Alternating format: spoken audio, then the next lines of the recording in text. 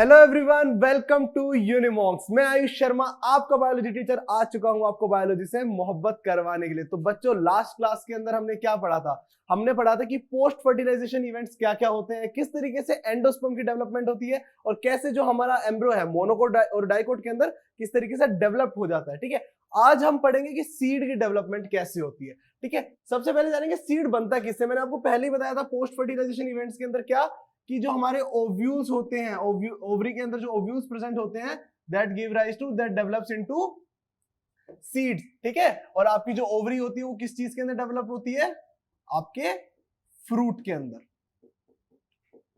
ठीक है, जब सीड डेवलपमेंट स्टार्ट होता है तो क्या होता है? सबसे पहले जो हमारी इंटेग्यूमेंट्स हैं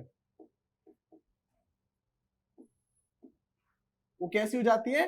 ड्राई अप हो जाती हैं और आपकी सीड कोट की फॉर्मेशन कर लेती हैं, आपकी इनर और आउटर सीड कोट की फॉर्मेशन कर लेती हैं। ठीक है, मैंने क्या बताया? एक होता है आपका इनर, अच्छा जो इनर सीड कोट होता है उसको हम कहते हैं टेगमेन। ठीक है, और जो आपका आउटर सीड कोट होता है दैट इज नोन एज टेस्टा। ठीक है, और क्या होता है सीड डेवलपमेंट के टाइम पे? जैसे अब मैंने आपको बताया था कि आपके एम्ब्रियो सैक के अंदर क्या प्रेजेंट होता है? न्यूसेलस। ठीक है, न्यूसेलस। ठीक है, सीड डेवलपमेंट के टाइम पे क्या होता है? बेसिकली हमारा जो एम्ब्रियो डेवलपमेंट में बेसिकली न्यूसेलस है वो यूज अप हो जाता है, यानी कि पूरा यूटिलाइज हो जाता है। बट इफ ये रिमेन्स रह जाते हैं इसके, तो ये न्यूसेलस एक थिन लेयर में प्रेजेंट होता है एंडोस्पर्म के ऊपर। ठीक है, above endosperm that is known as perisperm. अगर न्यूसेलस हमारा सस्टेन रह जाता है, बच जाता है, तो ये इन दी फॉर्म ऑफ पेरिस्पर्म रहता है सीड्स के अंदर। ठीक है, और मैंने आपको बताया किससे हमारी जो सीड कोट है किससे बन रहा है? हमारे इंटेग्यूमेंट से। ओवरीज हमारी राइपन ग्रो करके क्या बना रही है? हमारे फ्रूट्स की फॉर्मेशन कर रही है, और ओव्यूल से हमारे सीड्स बन रहे हैं। ठीक है बच्चों, चलो अगली स्लाइड पे चलते हैं। अब देखते हैं कि डेवलपमेंट ऑफ सीड के अंदर इसकी स्ट्रक्चर कैसे बनती है, डाइकोट और मोनोकोट सीड्स की। ठीक है, सबसे पहले ठीक है, सीड डेवलप हो गया, ये एम्ब्रियो है, मैंने आपको बताया था। ठीक है, ये ऊपर वाले पार्ट इसके एपिकोटाइल या फिर आप कह सकते हैं प्लूम्यूल पार्ट।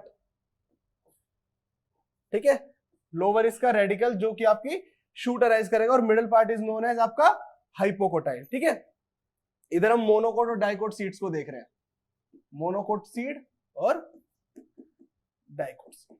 अब इसके अंदर सबसे बड़ा जो आप डिफरेंस देखेंगे भाई, इन दोनों की स्ट्रक्चर के अंदर क्या डिफरेंस है? ठीक है भाई, एम्ब्रियो के अंदर इनके अंदर हाइपोकोटाइल भी है, एपिकोटाइल भी है, ठीक है, और रेडिकल वाला एरिया भी है। इसके अंदर सबसे बड़ा डिफरेंस होता है एंडोस्पर्म का। जो मोनोकोट सीड्स होते हैं उनके अंदर एंडोस्पर्म रह जाता है, मतलब एक्सेस अमाउंट में रह जाता है, फुल्ली डेवलप नहीं होता। और जो डाइकोट्स होते हैं, डाइकोट्स के अंदर क्या होते हैं? एंडोस्पर्म कन्वर्ट हो जाता है आपका कोटिलिडन के अंदर। ठीक है, और इसके अंदर कंप्लीटली डेवलप नहीं होता है, कोटिलिडन के अंदर थोड़ा सा रह जाता है मोनोकोट सीड्स के अंदर। ठीक है बच्चों, और बेसिकली आप इनका सीड कोट देख सकते हैं, आउटर मेम्ब्रेन, आउटर मेम्ब्रेन क्या कहेंगे हम? टेस्टा, और इनर वाली को टेगमेंट। ठीक है, अब देखते हैं सीड जर्मिनेट कैसे होता है। अभी स्ट्रक्चर देख लिया भाई, क्या क्या डिफरेंस होता है कि भाई डाइकोट वाले में हमारे कोटिलिडन्स होते हैं, बट मोनोकोट के अंदर क्या होता है? कोटिलिडन्स के साथ साथ क्या होता है? हमारे एंडोस्पर्म भी प्रेजेंट होता है। पूरा यूटिलाइज नहीं होता है एंडोस्पर्म हमारी एम्ब्रियो डेवलपमेंट के टाइम पे। चलो अब देखो, बहुत ही खूबसूरत स्लाइड। इसमें मैंने क्या बताया आपको, क्या दिखाया स्लाइड में भाई? किस तरीके से जो हमारा सीड फॉर्म हो जाता है, फुल्ली फॉर्म हो जाता है। हमें पता है एक स्कार हमारे सीड के ऊपर बसता है। एक ये जो देखो, अगर डाइकोट सीड की बात करें, यहाँ पे एक स्कार होता है। ठीक है, अगर सीड इन फर्दर उसको फेवरेबल कंडीशन मिलती है, सॉइल मिलता है, वाटर मिलता है, तो इस एरिया से जर्मिनेट होता है। इस एरिया को क्या कहते हैं हम? हाइलम। ठीक है, अब हम देखेंगे सीड की जर्मिनेशन, भाई किस तरीके से जर्मिनेट करता है। जब पूरी सीड डेवलपमेंट होगी, सीड की फॉर्मेशन हो गई, उसमें टाइम वो कितना लगता है? एक स्टेट होती है डोरमेंसी। ठीक है, जब डोरमेंसी स्टेज में चला जाता है सीड, तो उसके बाद जर्मिनेट कैसे होता है? कैसे वो अपनी डोरमेंसी को ब्रेक करता है और कंप्लीट प्लांट के अंदर डेवलप होता है, किस तरीके से, कौन सा उसका शूट पार्ट होता है और किस तरीके से उसका रूट पार्ट निकलता है। अब मैंने आपको देखो, जैसे लास्ट स्लाइड के अंदर आपको दिखाया था कि सीड के अंदर क्या है, देखो एपिकोटाइल आपका शूट पार्ट है। ठीक है, यहाँ पे आपका एपिकोटाइल शूट पार्ट है और नीचे रेडिकल रूट पार्ट है। तो अगर हम इस सीड को देखें, इसका ये वाला अगर हाइलम देखें, ठीक है, तो कैसे शूट ऊपर की साइड निकलेगा इसमें, और रूट्स कैसे निकलेंगे, नीचे की साइड में। अब देखो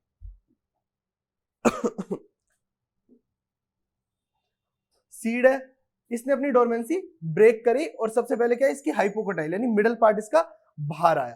ठीक है, हाइपोकोटाइल की बात क्या हुई, जैसे मैंने आपको बताया था कोटिलिडन्स उससे जुड़े होते हैं, प्लूम्यूल, रेडिकल, ये सब तीनों एक दूसरे से जुड़े हुए होते हैं। ठीक है, ये सब बाहर आए, रेडिकल ने इसका रूट एरिया, सबसे पहले कौन सा बाहर आया, रेडिकल बाहर आया और उसने क्या आपकी जो रूट एपेक्स है, जो आपकी रूट कैप है, उसकी फॉर्मेशन कर ली। आफ्टर दैट क्या होता है, जैसे ही कोटिलिडन ऊपर जाता है, ये देखो अपना सीड कोट गिरा देता है, जर्मिनेट करना स्टार्ट कर जाता है और यहां से इसका पहला शूट पार्ट कोटिलिडन से, मैंने दिखाया था आपको प्रीवियस स्ट्रक्चर में कि कोटिलिडन से किस तरीके से जो एम्ब्रियो का शूट पार्ट है, ठीक है, प्लूम्यूल पार्ट है, वो अटैच्ड है। ठीक है, वो बाहर आना स्टार्ट करता है एंड देन ये जब कंप्लीटली ग्रो कर जाता है, कोटिलिडन जैसे ही कंप्लीटली यूटिलाइज हो जाता है, कोटिलिडन किसका हेल्प करते हैं, हमारी न्यूट्रिशन प्रोवाइड करने में हेल्प करते हैं, न्यूट्रिशन। ठीक है, ठीक है, ये कंप्लीट हमारे शूट एपेक्स के अंदर डेवलप हो जाता है। देन जैसे कोटिलिडन्स का काम खत्म हो जाता है, इनसे पूरा न्यूट्रिशन ड्राइव हो जाता है, ये शेड ऑफ हो जाते हैं। ठीक है, अब ये बहुत प्यारी आपको देखो एक दिखाई हुई है मैंने, ठीक है, गिफ्ट दिखाई हुई है, इसमें क्या होता है, देखो पहले जर्मिनेट हुआ, कोटिलिडन पार्ट निकला, रूट्स निकली और शूट एपेक्स निकला। ठीक है बच्चों, चलो एक बार और रिकैप कर लेते हैं आज हमने क्या क्या करा। ठीक है, सबसे पहले हमने क्या किया, हमने सीड डेवलपमेंट के बारे में जाना, भाई किस तरीके से सीड डेवलप होता है, इंटेग्यूमेंट्स किस चीज को राइज करते हैं, हमारे जो सीड्स है वो किससे बनते हैं, हमारा जो फ्रूट है वो किससे बनता है। ठीक है, ओवरीज से फ्रूट बनता है और आपके ओव्यूल से सीड की फॉर्मेशन होती है। फिर हमने जाना किस तरीके से जो हमारा न्यूसेल है अगर वो सस्टेन रह जाता है तो वो पेरिस्पर्म के अंदर कन्वर्ट हो जाता है। ठीक है, एक थिन लेयर आपके एंडोस्पर्म के ऊपर in the form of perisperm वो रह जाता है और न्यूट्रिशन ड्राइव होता है वहां से सीड का। ठीक है, जैसे ही सीड की फॉर्मेशन कंप्लीट हो जाती है वो एक डोरमेंट स्टेज में चला जाता है। ठीक है, यानी कि कंप्लीट एक सीड की फॉर्मेशन हो जाती है। फिर उसके बाद क्या होता है, जब सीड की डोरमेंसी टूटती है तो वो जर्मिनेट होता है। ठीक है, जब डोरमेंट स्टेज से बाहर आता है तो जर्मिनेट होता है और क्या, एक कंप्लीट प्लांट की फॉर्मेशन कर लेता है। सबसे पहले उसका रूट अपेक्स ग्रो करता है एंड देन उसका शूट अपेक्स। तो ठीक है बच्चों, आज की क्लास के लिए इतना ही। अगर आपको वीडियो अच्छी लगी हो तो वीडियो को लाइक करना, कोई भी आपको इस टॉपिक में से कोई भी क्वेरीज है तो कमेंट सेक्शन में बताइए और ऐसे ही इंफॉर्मेटिव वीडियोस के लिए subscribe to Unimoms. Thank you so much.